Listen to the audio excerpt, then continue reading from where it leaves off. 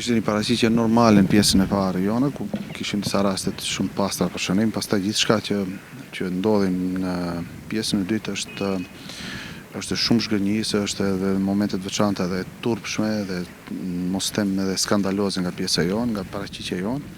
Nuk di të shpjegoj për momentin për shkak se duhet të shohim ndeshjen, të bëjmë analiza, por aq shumë gabime në mbrojtje ku kundërshtari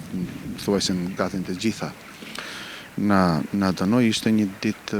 shumë e keqe dhe shumë e zezë, një paraqitje shumë e dovën nga ana jonë.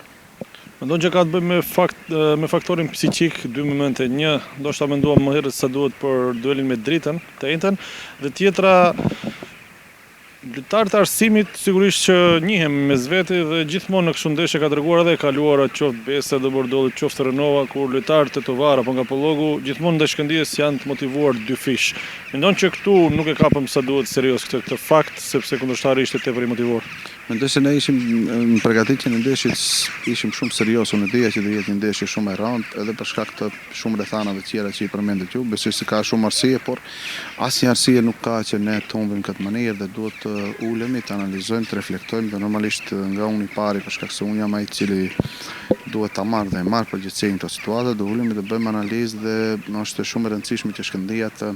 reagojë fuqishëm, domethënë që nga ndeshja ashme. Tani po të kthejmë, sepse nëse do ishte kështu, nëse do ishte ashtu është pa falendërueshme, por të kthejmë pak prapa filmin brapa. Në të parën patëm ca mundësi të pastërta vetëm për të ngurëshan. Nëse do kishim realizuar, mendon që ndeshja do kishte tjetër kahje? Unë mendoj se do ishte histori totalisht tjetër e ndeshjes, në këto situata, në këto ndeshje ku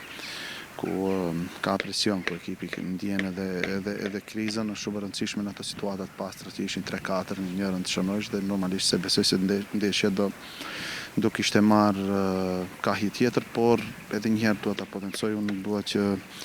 asnjëherë të krijoj alibi. Totalisht faji është i Joni, totalisht faji është i imi, ndjes tifozëve dhe përkrahësve të Shkëndijës për këtë humbje për shkak se është një humbje e turpshme nga ana jonë dhe ne shpresoj që Shkëndija do jetë aq e fortë që të ringrihet dhe të kthehet me rezultate të mira ndeshjet në vazhdim.